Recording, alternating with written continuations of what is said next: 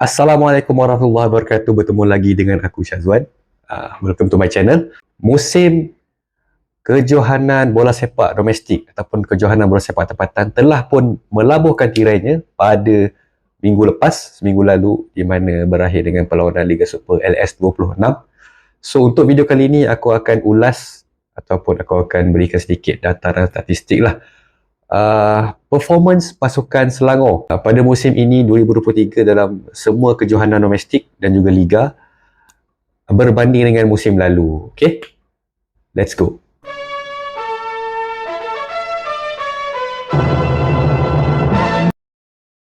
Okay, first kita mulakan dengan Piala Malaysia. Okay, performance kita di Piala Malaysia pada tahun ini, tahun 2023 Piala Malaysia, kita berjaya mara ke quarter final di mana kita tewas kepada pasukan Terengganu dalam kedua leg. Dalam leg pertama main di Gua Madak kita tewas 2-0 dan leg kedua di MPJ kita seri 1-1 dan aggregate 3-1 lah. So dari segi performance ini adalah satu penurunan lah berbanding musim lepas, di mana musim lepas Piala Malaysia kita berjaya mara ke final menentang JDT tewas 2-1, tetapi di semifinal kita menang dengan Terengganu. Kan, menang dengan Terengganu dan mara ke final lah. So itu adalah trend penurunan lah sebenarnya. Untuk kejohanan berbentuk piala ni aku tak boleh nak bagi jumlah gol, jumlah bola sebagainya, sebab itu tak penting lah. Sebab yang pentingnya untuk kejohanan berbentuk piala ni ialah menang lah. Menang setiap game dan dapat piala. Menang setiap game dapat piala, kan. So itu untuk Piala Malaysia. Next ialah Piala FA. Bagaimana performance kita dalam Piala FA? Pada tahun ini 2023 kita berjaya mara ke semi final. Bertemu dengan Johor Darul Ta'zim, kita tewas 4-0. Di mana trend ini mendata lah daripada musim lepas pun kita sama juga mara ke semi final dan tewas kepada pasukan Terengganu sekali lagi. Jodoh kita dengan pasukan Terengganu ni dalam kejohanan piala ni memang tak pernah putus lah. Tahun lepas dengan tahun ni. Jadi kita tewas dengan Terengganu pada musim lepas, dan pada ketika itu kita di bawah kendalian coach Michael Factenbeiner lah. Sekali lagi aku ulang, untuk kejohanan piala ni susah lah nak bagi nombor yang macam gol ataupun bolos dan sebagainya. Sebab apa? Sebab dia tak penting. Yang pentingnya kejohanan piala ni lah lebih straightforward lah. Kau kena menang untuk dapat piala, masuk final dan dapat piala lah. Dan akhirnya kita tewas di semifinal menentang JDT untuk Piala FA. Okay, next untuk Liga pula. Liga ni panjang sikit lah. Sebab dia banyak bermain dengan nombor, kan. Liga pasukan Selangor mengakhiri kempen Liga Super 2023 dengan mencatatkan 20 kemenangan, 1 seri dan 5 kekalahan daripada 26 perlawanan secara keseluruhan. Di mana 1 seri itu kita seri dengan Seri Pahang bermain di MBPJ, dan 5 kali kekalahan itu ialah kita kalah 2 kali dengan JDT, semua orang maklum. 1 kali kalah dengan Seri Pahang di Darul Makmur, 1 kali kalah dengan Sabah di Likas, dan 1 kali kalah menentang PDRM di MBPJ, di mana kita main away lah pada ketika itu.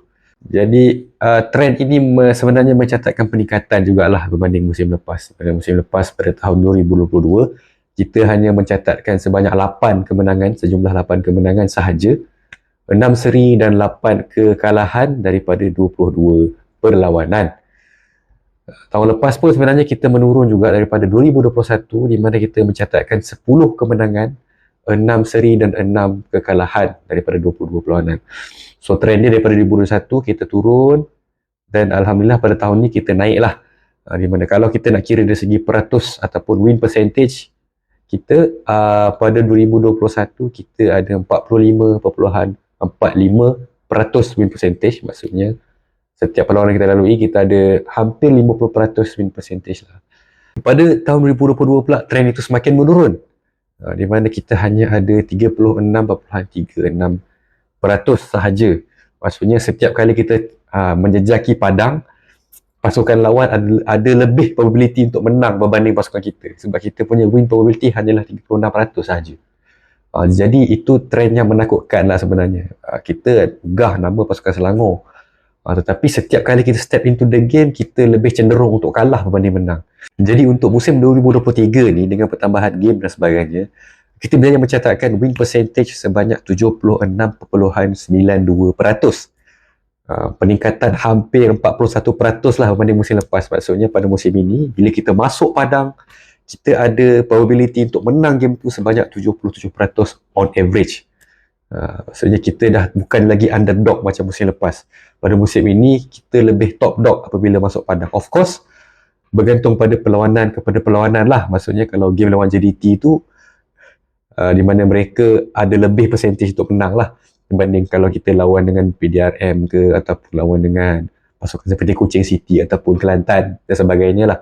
Of course, it varies between matches lah. Tapi on average, kita ada win rate of 76.92% lah. Itu peningkatan. Okey, dari sudut jaringan pula. Dari sudut jaringan, pada musim ini kita berjaya mencatatkan sejumlah 72 jaringan dalam Liga. 22 bolos. Berbanding, peningkatan juga berbanding musim lepas, di mana musim lepas kita hanya berjaya menjaringkan sebanyak 39 gol daripada 22 perlawanan dan 33 bolos. 33 jumlah bolos.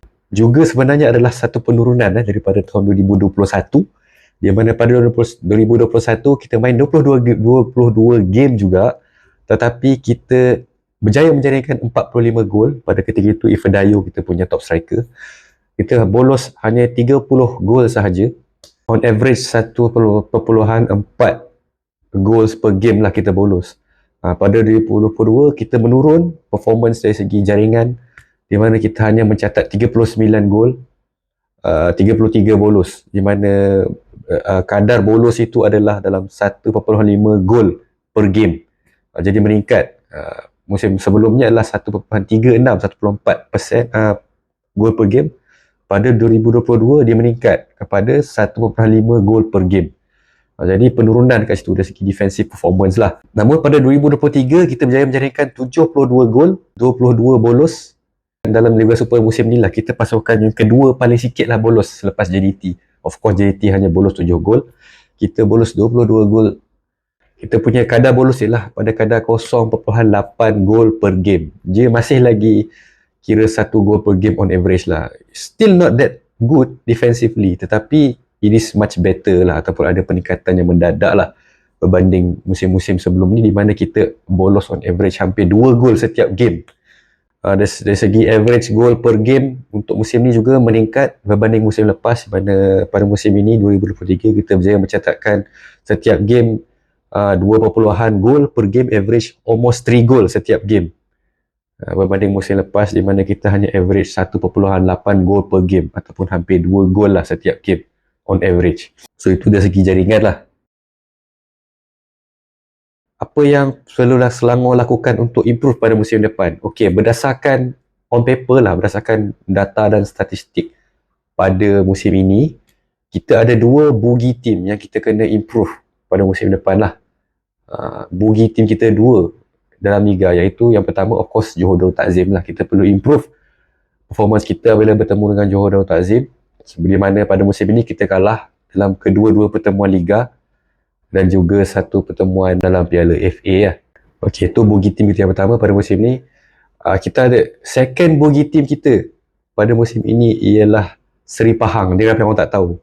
Seri Pahang ini adalah kita punya bogey juga pada musim ini, di mana yes, kita menang dengan diorang di Piala FA, betul. Tapi dalam pertembungan Liga, dalam dua-dua perlawanan kita tak menang. Pertama, kita struggle untuk seri di MBPJ 1-1. Dan perlawanan kedua bermain di Seri Pahang, di Darul Makmur, di mana kita tewas. Jadi dengan Seri Pahang juga kita perlu improve lah performance kita pada musim depan. Next one, apa yang kita perlu buat untuk improve pada musim depan ialah kita punya performance against tier 2 teams, pasukan-pasukan tier 2. Kita tak boleh kalah even seri pun dengan pasukan-pasukan tier 2. Contohnya pada musim ini adalah dengan PDRM lah. Satu kekecewaan jugalah bila kita tewas kepada PDRM dalam pertembungan Liga first itu hari. Pada ketika itu juga bermain di MPPJ dan mereka bermain sebagai home, kita sebagai pasukan pelawat lah pada ketika itu. Of course last game itu hari kita menang, tapi sayang jugalah kita kalah 1-0 pada pertembungan pertama itu hari. Kita tak boleh dengan tier 2 kita mesti sentiasa menang lah untuk bersaing dengan pasukan yang juara Liga lah, Johor Darul Ta'zim. Itu saja daripada aku. Simple je, tak panjang.